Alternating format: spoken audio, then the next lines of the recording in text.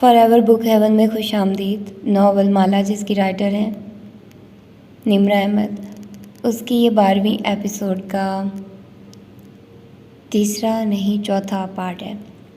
तो आइए जल्दी से स्टार्ट करते हैं इस पार्ट को बगैर किसी देर के। आपका दिमाग कहाँ फंसा था? रामीन अब सोफे पे बैठी ज़ातर से भरी मोनिशा दांतों से कुतरते हुए उसको देख रही थी, जो सामने दाएं बाएं टहल रही थी। ज़ियाद ने कहा कि वो अगले चंद साल तक बच्चों के झंझट में नहीं पड़ना चाहता। यानी अब आप कंट्रासेप्शन लेने पे गिल्टी महसूस नहीं करेंगी। मसला ही ख़त्म। मसला ख़त्म नहीं हुआ रामीन। उसे बच्चे क्यों नहीं चाहिए थे? माला ने बुरा मानकर उसे देखा। रामीन ने मना कैश का बॉक्स एक तरफ रखा और सोचने लगी, क्या फ़र्क पड़ता है? आप खुद बच्चे नहीं चाहती सो अगर मैं अभी नहीं चाहती, लेकिन चंद माह बाद या अगले साल तक मैं चाहूँगी कि हमारे बच्चे हों। लेकिन वो ऐसा बिल्कुल नहीं चाहता। क्यों? रामीन ने कुलझी हुई निगाह मेज़ पे उल्टे सीधे रखे कागज़ों पर डाली। क्या इस बात का इन कागज़ों से कोई ताल्लुक़ है? दाएं बाएं चक्कर काटती माला ठठक के रुकी। उसके चेहरे की रंगत बदली, थूक निकला। नहीं, उनके बारे में मैं तुम्हें बताऊँगी।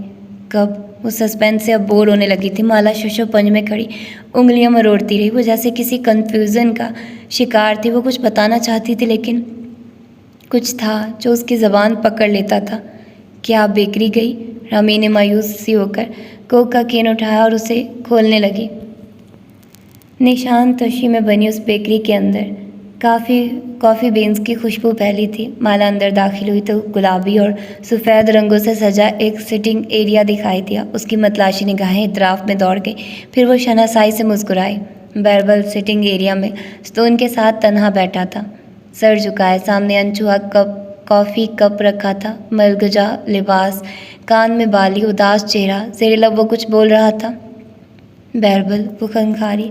बैरबल ने चौंक के चेहरा उठाया, कुछ बोलते बोलते रुका। कशमाला मुबीन सामने खड़ी थी, स्याह कार्डिगन पे जर्द मफलर 2 बल देकर गर्दन में लिपटा हुआ था, जिससे फाख्ता वाला लॉकेट छुप गया था और खुले बाल मफरल की कृत में मकीद हो गए थे। दाएं कंधे से गुजार के बाएं पहलू में क्रॉस बॉडी बैग था और सब्ज आंखें उसे देख के दोस्ताना अंदाज में मुस्कुरा रही थी। माला, वो चंद कदम आगे आई। अगले ही पल मुस्कुराहट गायब हुई। स्टोन की ओट में कोई खड़ा था, वो जो दरवाजे से दिखाई नहीं दिया था, वो जिससे बैरबल बात कर रहा था। उसके हाथ में चाय की प्याली थी और बज़ाहिर वो एक नए दिन के लिए तैयार सूट और टाई में मलबूस था। आहट पे वो पलटा, एक नज़र उसे देखा। उसकी आंखें कदरे सुर्ख थी, जैसे रात भर जागता रहा हो। फिर उसने चेहरे का रुख मोड़ के प्याली से घूंट भरा। खुश आमदीद, आइए। बैरबल फ़ौरन उठ खड़ा हुआ। माला ने फिर से माहिर को देखा। वो कुछ नहीं बोला था। वो वहाँ उसकी मौजूदगी की तवक्को नहीं कर रही थी, लेकिन वो उसकी खामोशी की तवक्को भी नहीं कर रही थी। मैं मोहित के वेडिंग केक के लिए आई थी। वो चेहरे पे फिर से मुस्कुराहट लाते हुए आगे आई और पर्स कंधे से आज़ाद करते हुए सोफे पे बैठी। उसी पल एक ऐनक वाली पिस्ता कद लड़की किचन से आती दिखाई दी। माला को देख के वो ठहरी, आंखें मशकूक अंदाज में छोटी हुई, बारी बारी सबके चेहरे के तासुरात देखे। शबनम, बैरबल ने उसे इशारा किया। किचन में कशमाला हानम के लिए कॉफ़ी ऑर्डर कर दो प्लीज़। शबनम का मुंह खुल गया। वो बागबान की बेटी? बागबान? वो चौंकी। कुछ नहीं। बैरबल गड़बड़ा के तेज़ी से शबनम की तरफ लपका। वो यहाँ से उसका चेहरा नहीं देख सकती थी, लेकिन वो जल्दी हैरान परेशान खड़ी शबनम को ज़बरदस्ती किचन की तरफ ले जाता दिखाई दिया। सतून के साथ खड़ा शख्स बिल्कुल खामोशी से अपनी चाय के घूंट भर रहा था। माला ने बेचैनी से पहलू बदला, फिर चेहरा उठा के संजीदगी से उसकी आंखों में देखा। कल रात मैंने तुम्हें कॉल की थी क्योंकि नॉट इंटरेस्टेड। उसने निगाह मिलाए बगैर एक और घूंट भरा। कशमाला के चेहरे पे पहले उलझन उभरी, फिर नागवारी। मैंने खुद कहा था घर हिलाल के। कशमाला बीबी, उसने प्याली ज़ोर से मेज़ पे रखी। मुझे आपकी मदद नहीं चाहिए, मैं अपनी बहन को खुद ढूंढ सकता हूँ। वो वापस सीधा खड़ा हुआ। वो अब भी उसको नहीं देख रहा था। कशमाला का चेहरा हल्का गुलाबी हुआ। फाइन बाय मी। वो चेहरा मुड़ के किचन के दरवाजे की तरफ देखने लगी। उसी पल बैरबल आता दिखाई दिया। सॉरी शबनम के लिए। वो शर्मिंदा लग रहा था। दरअसल उसका कसूर नहीं है। बचपन में वो अपनी माँ के हाथ से गिर गई थी। ऐसी चोट लगी कि उसने कनपटी तक उंगली ले जाकर दायरा बनाया। वो फीका सा मुस्कुरा दी। तुम कैसे हो?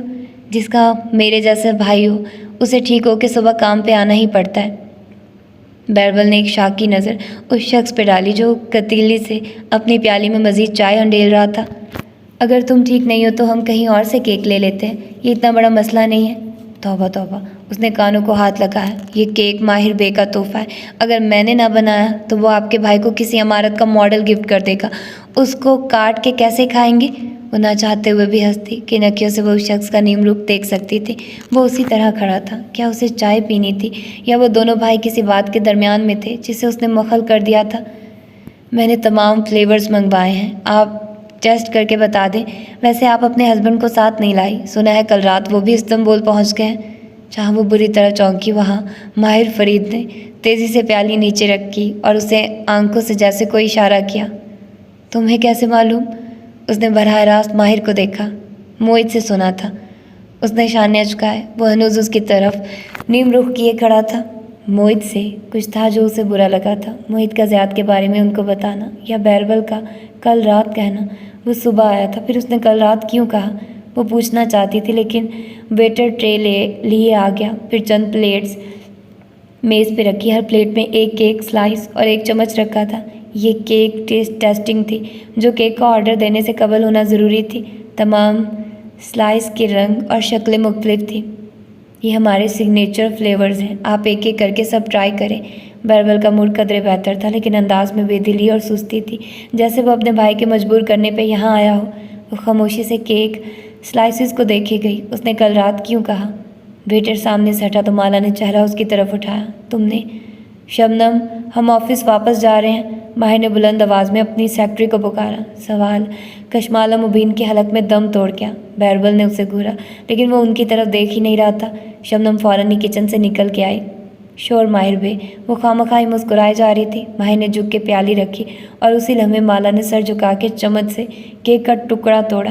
कुछ था जो निगाहों में चमका था। वो चौंक के सीधा हुआ, नज़र उसके कार्डिगन पे ठहर गई। ये लॉकेट? वो बिना पलक झपकाए मफलर में उलझी स्याह फाख्ता को देख रहा था। ये तुम्हारे पास कैसे आया? मैं बताने में इंटरेस्टेड नहीं हूँ। वो अब एक एक केक स्लाइस चख रही थी, उसकी तरफ देखा तक नहीं।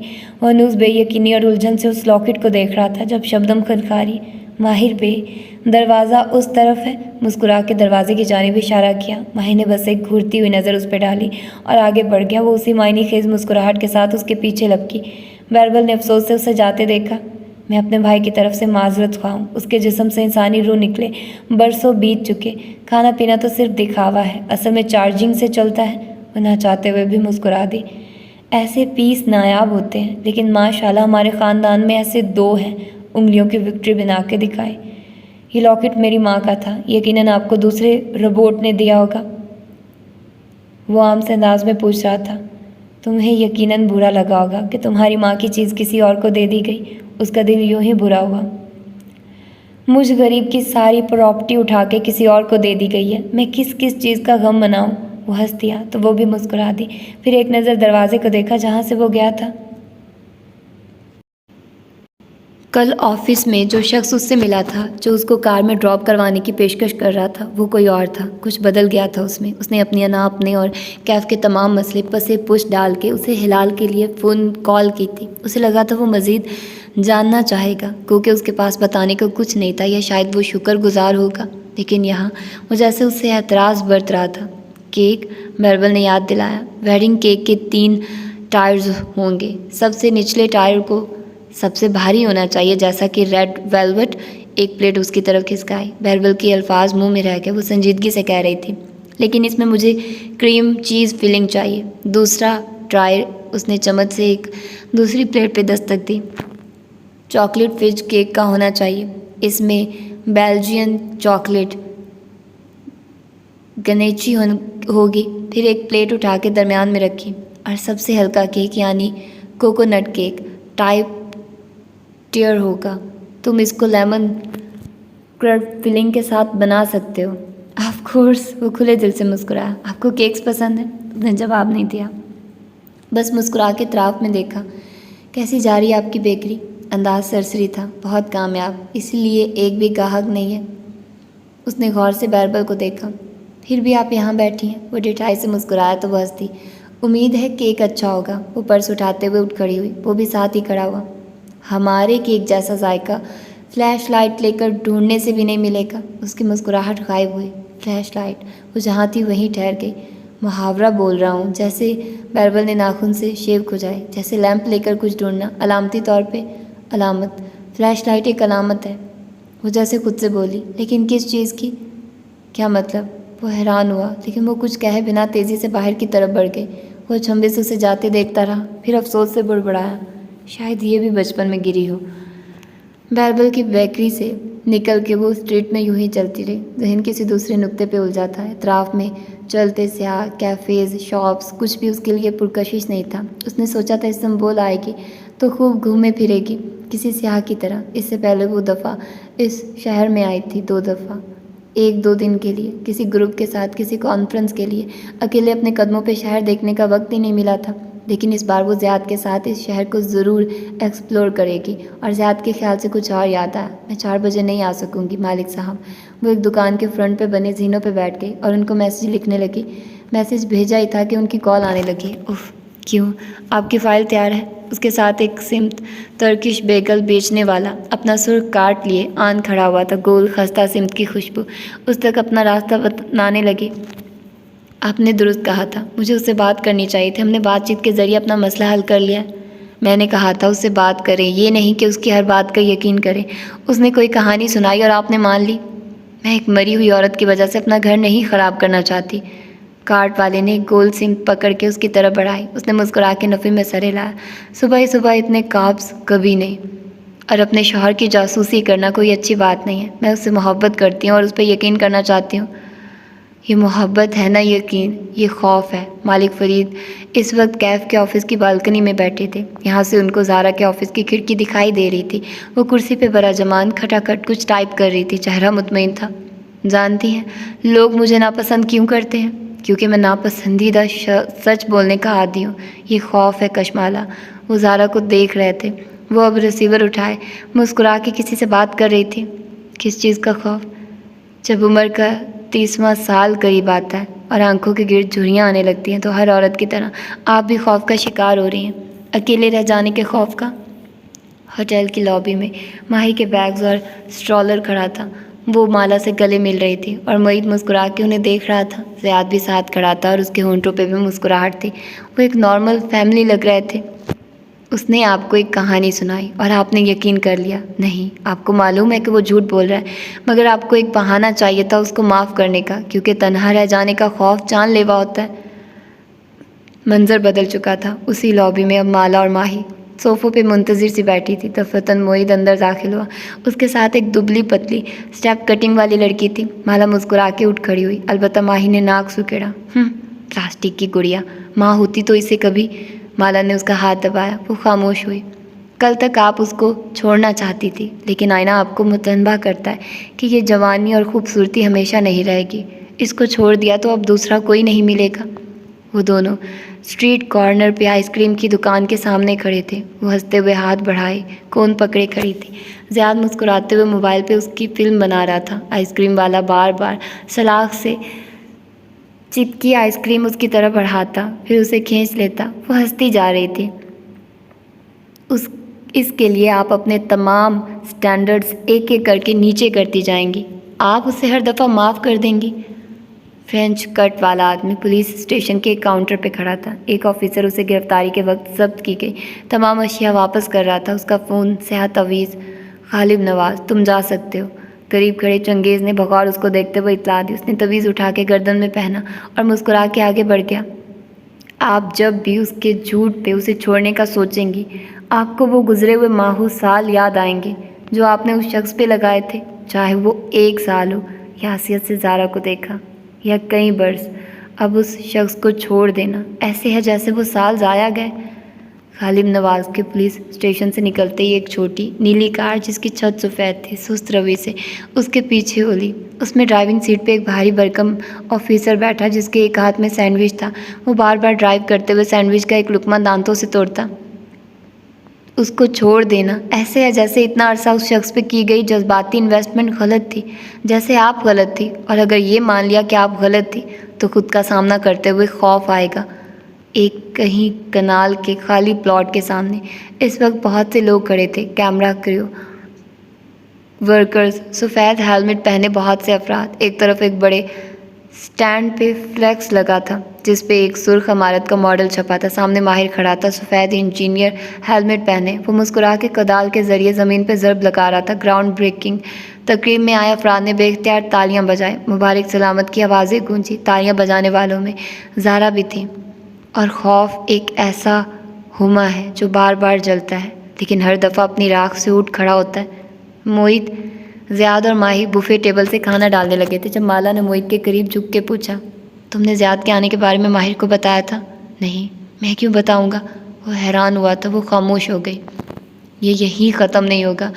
ये इसका आखिरी झूठ नहीं होगा, ना ये आखिरी दफ़ा होगा जब आप उसका सच जानने की कोशिश करेंगी, लेकिन अंजाम हर दफ़ा यही होगा। आपने चेंज नहीं किया। हम वॉक पे जा रहे थे। वो बाथरूम से निकली तो उसे खिड़की के साथ सोफे पे बैठे लैपटॉप पे मसरूफ़ देख के ठटक गई। ज़ियाद ने चेहरा उठा के बेचारगी से उसे देखा। सॉरी, मैं आज शाम लिखना चाहता हूँ। बहुत मुश्किल से ज़हन बन रहा है। तुम खुद चली जाओ या माही को साथ ले जाओ। वापस स्क्रीन की तरफ मतवज्जे हो गया। उसका चेहरा बुझ सा गया। अब वो झुके कंधों और उदास चेहरे के साथ बाहर स्ट्रीट में चल रही थी। हर शय बेरौनक थी। मैं समझा था आप मुख्तलिफ हैं, ज़्यादा बहादुर, कम अक्लमंद, लेकिन आपके खौफ भी दूसरी लड़कियों जैसे हैं। वो ज़ारा को देख के कह रहे थे, आप अकेले रह जाने के खौफ ज़दा हैं। क्या मैं गलत इंतखाब कर रही हूँ? वो सिमत के सुर्ख कार्ड के साथ बैठी फ़ोन कान से लगाए उदासी से पूछ रही थी। ज़िंदगी में हर इंतखाब गलत या दुरुस्त नहीं होता, लेकिन नतीजा हर इंतखाब का होता है, सज़ा या जज़ा। इस नतीजे के साथ आपको तमाम उम्र रहना होगा। आपको जब भी सबरीना की फ़ाइल चाहिए होगी, मैं एक फ़ोन कॉल के फासले पर हूँगा। इस्तंबुल जैसा खूबसूरत शहर भी आपने एंजॉय नहीं किया? रामीन अब किचन काउंटर के सामने खड़ी बर्तन समेटते हुए पूछ रही थी। कैसे करती? सिवाय एक आइसक्रीम दिलाने के ज़्यादा कहीं भी मेरे साथ बाहर नहीं गया। मुझे ट्रैवल करने का शौक़ है, अपने कदमों पे किसी अनजान शहर में कहीं मील चलने का, लेकिन कोई साथ तो हो। अकेले कहाँ मज़ा आता है? वो काउंटर के पीछे रख के स्टूल पे बैठी उदासी से कह रही थी। रामीन ने इख्तलाफ के लिए लब खोले, फिर इरादा तब्दील करके कैबिनेट खोलने लगी। मैं चाय बना रही हूँ, आप बताइए, फिर आगे क्या हुआ? लड़ाई। रामीन ने चौंक के उसे देखा। किसकी लड़ाई? तुम्हारे ख्याल में फ्लैश लाइट किस चीज़ की अलामत है?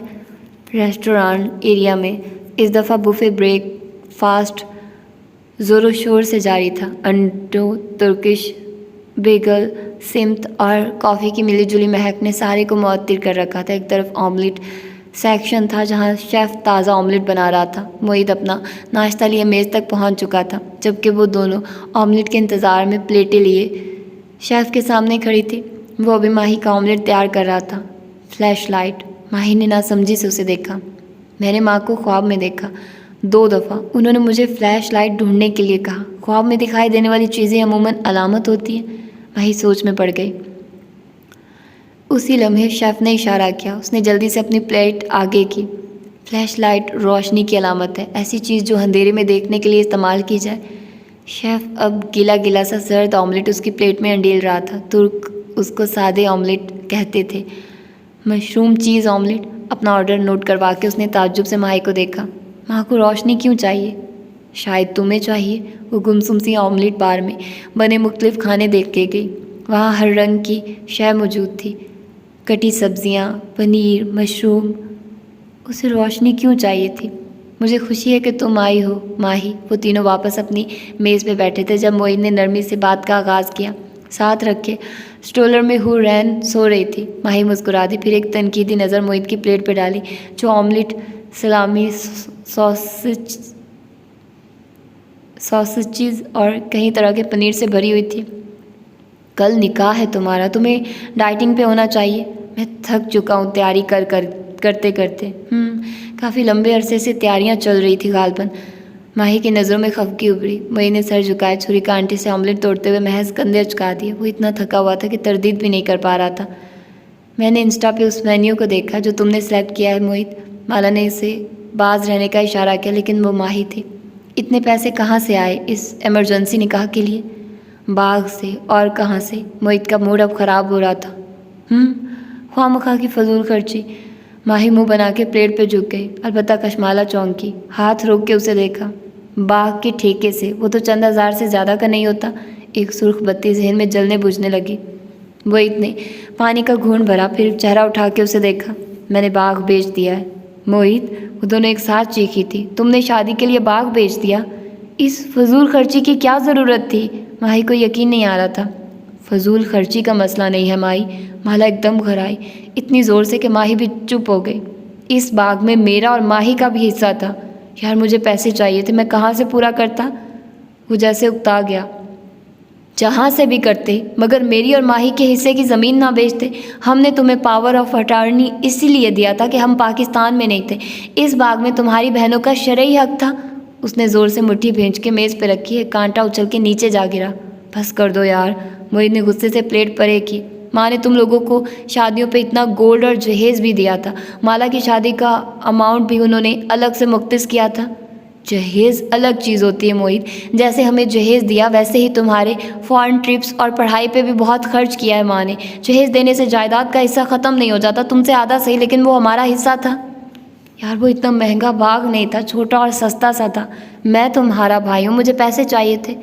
तुम्हें अंदाज़ा भी है कि तुमने क्या किया है? वो दबा दबा सा चिल्लाई। इर्द गिर्द लोग मुड़ के उन्हें देखने लगे। मैंने ज़हीर के साथ पार्टनरशिप नहीं की क्योंकि मैं माँ से पैसे नहीं लेना चाहती थी, क्योंकि माँ के पास जो भी था उसमें तुम दोनों का भी हक था, और इसीलिए ज़हीर ने मुझे 1 मिनट में आउट कर दिया। मैं अपनी लग्जरीज तक अपनी सेविंग से करती हूँ मोहित। तुम्हारी शादी का ये स्टूपिड ट्रिप भी। उसने नैपकिन उठा के परे फेंका। उसका चेहरा गुस्से से सुर्ख तिमतिमा रहा था। माला को गुस्सा कम ही आता था। बाया तो माहिर तक चुप हो गई। मुझे लगा तुम दोनों को वो नहीं चाहिए होगा। तुम दोनों के हस्बैंड्स अच्छा खासा कमाते हैं। फिर वही बात, मेरा मसला ये नहीं है कि वो बाग सस्ता था या तुमने फजूल खर्ची की। बात हक की है। तुमने एक दफ़ा भी हमसे बात नहीं की। तुम लोगों से बात करना ही फजूल है। तुम लोग दरअसल मेरी खुशी में खुश ही नहीं हो। माँ होती तो। वो गुस्से से कुर्सी धकेल के उठा। माँ के नाम पे ब्लैकमेलिंग ना करो। माँ होती तो मैं देखती कैसे तुम इस प्लास्टिक की गुड़िया की उंगली के साथ बंधे हो। माही चमक के बोली। मोहित बकता जगता बाहर निकल गया। माही ने एक नज़र स्ट्रोलर में सोती हूर को देखा, जो सच छुकर अभी तक नहीं जागी थी। फिर माथे को छुआ। उसने सिर्फ शादी के लिए फजूल खर्ची। फिर तुम फजूल खर्ची की बात लेकर बैठ गई हो। वो उस पर गुस्सा हुई। वो करे फजूल खर्ची, शौक से करे, लेकिन अपने पैसे से करे। वो यूँ हमारा हक नहीं बेच सकता। बहनों का जायदाद में हक होता है जो जहेज़ देने से सल्ब नहीं हो जाता। जहेज़ गिफ्ट होता है, जैसे बेटी को दिया जाता है वैसे ही बेटों के नखरे सारी ज़िंदगी उठाए जाते हैं। वो गिफ्ट्स होते हैं, हक नहीं। गिफ्ट दे या ना दे उसकी पूछ नहीं है, हक ही है। मोहित ने हमारा हक मारा है। उसने गिलास उठाया और एक ही घूंट में सारा पानी घटाघट पी गई। चेहरा अभी तक सुर्ख था। मैं तो आना ही नहीं चाहती थी, तुमने मुझे इमोशनल कर दिया था। माही को बदाखिर मौका मिल गया था। उसने जवाब नहीं दिया। वो अगला गिलास पीने लगी। उसे सांस लेने थे, उसे खुद को पुरसुकून करना था। लेकिन किन अखियों से उसे दिखाई दिया। हॉल के दाखिली हिस्से से कोई चला आ रहा था। वो उसको बिना देखे भी पहचानती थी। मानूस कदमों की चाल, मानूस परफ्यूम, मानूस आवाज़। उफ, अभी नहीं, आज सुबह नहीं। वो उनकी मेज़ के करीब रुका। Hello 1 in 50। माही बेख्तियार उठ खड़ी हुई। माहिर। यास्मीन के ऑफिस की खिड़की के बाहर बरसती बारिश अब रुक चुकी थी। शीशे हनूस गीले थे। वो थ्रो को शाल की तरह लपेटे उसी तरह काउच पे बैठा था। सामने मेज़ पे अनछुआ सैंडविच रखा था। तुम मुझसे मिलने क्यों गए? वो कुर्सी पे बैठी, नोटबुक घुटने पे रखे, अपना सैंडविच दांतों से कुतर रही थी। कहा ना, मुझे माबीना ने बुलाया था। हमारी मुलाकात एक अरसे से पेंडिंग थी, लेकिन मैं वहाँ पहुँचा तो। उसने गहरी सांस खींची। यूँ लगता था दोनों की किसी बात पे लड़ाई हुई थी। वो गुस्से में थी और मैंने उसे गुस्से में बहुत कम देखा। उसने रुक के तसही की। बल्कि जब भी देखा है मुझ पे ही गुस्सा होते देखा है। वो होटल की लॉबी से गुजर के ब्रेकफास्ट रूम तक आया ही था कि वो दोनों सामने नज़र आ गई। एक नज़र पे आमने सामने बैठी दोनों लड़कियों के चेहरे गुलाबी पड़ रहे थे। तीसरी कुर्सी पीछे धकेली गई थी, जैसे अभी अभी कोई उठ के गया हो। माला गर्दन पीछे फेंक के पानी का गिलास होंठों से लगाए हुए थी। जब तक उसने गिलास नीचे किया वो करीब पहुंच चुका था। Hello 1 in 50। मुस्कुरा के उसने सिर्फ उसे मुखातिब किया जिससे वो मिलने आया था। कि अखियों से वो माला को चौंकते और फिर नापसंदीदगी से गहरी सांस भरते देख सकता था। माहिर बे। माहिर संभल के बदिक्कत मुस्कुराती उठ खड़ी हुई। आप एन मुकर्रर करदा वक्त पे पहुँचे हैं। हालांकि इस शहर के लोग वक्त के पाबंद नहीं हैं। शुक्र है मैं इस शहर का नहीं हूँ। वो मुस्कुराया, फिर माही को की प्लेट को देखा। तुम नाश्ता शुरू कर चुकी। मेरा ख्याल है हम निशान जशी में कहीं इससे बेहतर नाश्ता कर सकते हैं। हूर अभी उठ जाएगी और तंग करेगी, सो हमें यहीं रहना होगा। माही ने बेबसी से स्ट्रोलर में सोई बच्ची को देखा। वो देख सकता था कि खफा चेहरे वाली लड़की उठ खड़ी हुई थी। अपने बैग उठाते हुए उसने स्पार्ट अंदाज में इतला दी, मैं बाहर जा रही हूँ, और उसको देखे बिना साथ से गुजर के निकल गई। ज़बरदस्ती का फैमिली फ्रेंड। वो ज़ेरे लब बड़बड़ाते हुए गुजरी थी। माहिर ने चेहरा उठाया। सामने शीशे की दीवार में उसका अक्स दिखाई दे रहा था। वो बाहर जा रही थी। चेहरा अनूस गुस्से से गुलाबी था और माथे पे बल थे। कशमाला मुबीन को उसने गुस्से में बहुत कम देखा था। वो मोईद की कुर्सी पे बैठा और टांग पे टांग जमा ली। उंगली से वेटर को इशारा किया, टर्किश कहवा। फिर बगौर माही को देखा। वो सोचती नज़रों से माला को जाते देख रही थी। तुम दोनों की लड़ाई हुई है क्या? नहीं, हम फ्लैश लाइट्स को डिस्कस कर रहे थे, वो जल के बोली। Flash lights? जी, फ्लैश लाइट्स। आपके ख्याल में फ्लैश लाइट्स किस चीज़ की अलामत होती है? माहिर फरीद ने लालमी से शाने अचकाए। मसनूई रोशनी ये तब जलाई जाती है जब सारी रोशनियाँ ख़त्म हो जाएं। और आपने माला को हेलो तक नहीं बोला, क्यों? उसे बैक वक्त जैसे सब पे गुस्सा आ रहा था। रोज़ बोलता हूँ, कल हम बैरबल की बेकरी पे मिले थे, परसों मेरे ऑफिस में। और ये सुन के मुझे लगा था आप दोनों के मसले ख़त्म हो गए, लेकिन फिर वही ऑकवर्डनेस। माहिर जैसे उकता गई थी। मैं सिर्फ, वो खनखा रहा, जैसे अल्फाज तलाश किए, उसको अवॉइड करता हूँ। अवॉइड? माही की स्कैन करती नज़रें जैसे उसके अंदर उतर रही थी। माहिर हल्का सा मुस्कुराया। उसके गाल पे ज़ख्म का निशान था जो अब मुस्तकिल हो चुका था। उसका शौहर इस शहर में है। मैं नहीं चाहता कि मेरी वजह से उन दोनों के दरमियान कोई मसला हो। मेरा शौहर इस शहर में नहीं है, मगर आपकी वजह से हम दोनों के दरमियान कभी मसला नहीं होगा, क्योंकि उसको मुझ पे एतबार है। आप ये कहना चाह रहे हैं कि ज़ियाद को माला पे एतबार नहीं है, यानी आप अभी तक ज़ियाद को नापसंद करते हैं? माहिर फरीद ने दोनों हाथ उठा दिए। वल्लाह, ज़ियाद के बारे में मेरी राय बदल चुकी है। उसका अंदाज़ उलझा देने वाला था, लेकिन खैर। माही ने सर झटका। छोड़िए, हम भी क्या बातें लेकर बैठ गए। मैं तो आज तक आपका ठीक से शुक्रिया भी नहीं अदा कर सकी। फ़ोन पे कई दफ़ा कर चुकी हो। इन फॉर्मेलिटीज़ की ज़रूरत नहीं है लड़की। वो मुस्कुराया। वेटर अब उसके कहवे का नन्हा सा कप सामने रख रहा था। आखिरी दफ़ा जब हम मिले, उस रोज़ जब मेरा सुर्ख वॉलेट खोया था, तब आप मुख्तलिफ थे। मैं खौफज़दा था, अब नहीं हूँ। मैंने खौफ को पीछे छोड़ दिया है। और तुमने? उसने भाप उड़ाता कप उठाया। भाप के पीछे माही का छोटे बालों वाला चेहरा धुंधला सा गया। मेरे खौफ अब भी वही हैं। माहिर स्ट्रोलर को देख रही थी। माहिर की निगाहों ने उसका ताक़ुब किया। इसका ख्याल रखना बीना। मैं हिलाल का नहीं रख सका। कोई उदास सा नगमा जैसे फ़िज़ा में घुल सा गया। माही ने सर हिला दिया। फिर याद आया, आप मुझसे मिलना चाहते थे, लेकिन फिर हम इतने महीनों से नहीं मिल सके। आपने कहा था आप मिलकर कुछ पूछना चाहते हैं। मुझे किसी ने कहा था कि तुम जानती हो कुछ। माहिर ने प्याली नीचे रख दी। किसने? उसने बहुत दफ़ा को पूछा, सवाल दोहराया। एक बूढ़े दोस्त ने। वो मबहम सा मुस्कुराया। लेकिन मैं आपको फ़ोन पे बता चुकी हूँ कि मैं सरकार नामी किसी आदमी को नहीं जानती, ना मैंने ज़िंदगी में कोई असल जादूगर देखा है। क्या आपको यकीन है कि आपके बूढ़े दोस्त ने आपसे पूरा सच बोला था? मुझे यकीन है। उसका लहजा किसी किस्म के शक से पाक था। माही ने उलझ के उसको देखा। सूट और वेस्ट में मलबूस, टांग पे टांग जमाए बैठा, वो पूरा एतमाद सा आदमी, अंगूठे और उंगली से प्याली पकड़े, बहुत गौर से उसे देख रहा था, जैसे कुछ पढ़ने की कोशिश कर रहा हो। तुमने एयरपोर्ट पे बताया था कि तुम किसी सफ़र पे जा रही थी। रास्ते में तुम्हें कोई मिला, कोई साया, कोई जादूगर। उसने तुम पे फूंक मारी और याद है। माही ने जल्दी से बात काटी। वो इस तकलीफ़देह किस्से को मज़ीद लंबा नहीं करना चाहती थी। शायद वो वही सफ़र था जिसमें हम मिले थे, क्योंकि कनाडा पहुंचने के कुछ दिन बाद मेरा मिसकैरेज हो गया था। क्या मुझसे मिलने से पहले या बाद में तुम किसी ऐसे इंसान से मिली जो शहर के कामों में मुलविस हो सकता था? नहीं, वो पूरे वसूख से कह रही थी। मैं किसी करीबी किस्म के बूढ़े आदमी से नहीं मिली जो सर पे नारंगी रुमाल बांधता हो। कभी कभी मुझे लगता है कि जैसे वो जानता है कि तुम कुछ जानती हो, इसीलिए वो तुम्हें और मुझे मिलने नहीं देना चाहता था। तुमसे मिलने लाहौर आ रहा था, लेकिन फिर मेरा एक्सीडेंट हो गया। बाद में मैं जब आया तो हमें हिलाल की लाश दिखाएगी। मैं तुमसे मिले बगैर चला गया, लेकिन मैं कुछ नहीं जानती। आप बताइए, आप क्या जानते हैं उसके बारे में? उसने सीने पे बाजू लपेट लिए और पीछे होके बैठ गई, जैसे वो मुसलसल माहिर फरीद के कटहरे में खड़े होके तंग आ गई थी। मैंने उसको एक दफ़ा देखा था ख्वाब में। वो बूढ़ा है, उसके लंबे सफ़ेद बाल हैं, दुबला पतला सांवला रंग, नकूश हल्के हल्के से हैं। से याद है, सर पे नारंगी रुमाल बांधा है। और उसने याद किया, हाँ, उसके बाजू पे। होर ने एकदम ज़ोर से रोना शुरू कर दिया, इतनी ज़ोर से जैसे कुछ काट गया। माही करंट खा के उठी और परेशानी से उसे स्ट्रोलर से निकाला और ज़ोर ज़ोर से रो जा रही थी। कसम से कभी कभी तो दिल चाहता है इसको वापस कराऊं।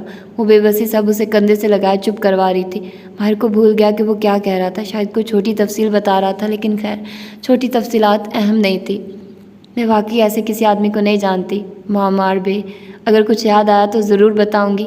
हूर के रोने ने उसकी तवज्जो बांट ली थी। माहिर मुस्कुरा के उठ खड़ा हुआ और कलाई पे बंधी घड़ी देखी जिस पे एक मैसेज मौसूल हुआ था, मुझे भी कहीं पहुंचना है, आप रात डिनर पे आएंगे। हूर अभी तक रोए जा रही थी और माही को ऊंचा बोलना पड़ रहा था। ओह, आज फैमिली डिनर है। उसे याद आया, मोहित को इस मुल्क के लोगों का कल्चर बहुत पसंद आ गया है गालबन। वो माही का सवाल नज़रअंदाज कर गया था। उसे देर हो रही थी, उसे कहीं पहुंचना था। तो ये था इसका आज का पार्ट, मतलब इसका जो चौथा पार्ट है जो भी है। तो मतलब मेरा दिल नहीं कर रहा कि मैं इस नावल को स्किप कर दूं। मैंने एक ही सिटिंग में इतने ज़्यादा एपिसोड रिकॉर्ड कर ली हैं। आप लोग सुन रहे हैं, पता नहीं कितने दिन में मैं आप लोगों को प्रोवाइड कर रही हूँ। लेकिन मैंने इसको स्टार्ट किया है, मतलब 11वीं एपिसोड जो मैंने स्टार्ट की थी, मतलब 11 पहला पार्ट जो था वो मैंने इधर ही बैठ के स्टार्ट किया। और अभी मैं जो कर रही हूँ ये भी अभी ही मैंने किया है। मतलब इतने जो दिन से आप लोग सुन रहे हैं वो मैंने एक ही सिटिंग में बैठकर आप लोगों को रिकॉर्ड करके दिया है, ताकि मेरे लिए मुश्किल ना हो। और मेरा दिल नहीं कर रहा कि मैं स्किप कर दूँ, मैं क्या करूँ, मेरा दिल नहीं कर रहा। आई नो आप लोगों का भी दिल नहीं कर रहा होगा कि आप लोग ऐसे नावल को छोड़ दिया करें, या मतलब आप लोगों का भी कर रहा होगा कि अगली एपिसोड आप लोगों को जल्दी से मिल जाए। तो ऐसा नहीं होता ना, अगली जल्दी से नहीं मिलती, टाइम लगता है चीज़ों को मिलने में। तो फिर आप लोग इंतज़ार करिए, फिर इसके अगले पार्ट में मिलते हैं। अपना ढेर सारा ख्याल रखिएगा। अल्लाह हाफिज़।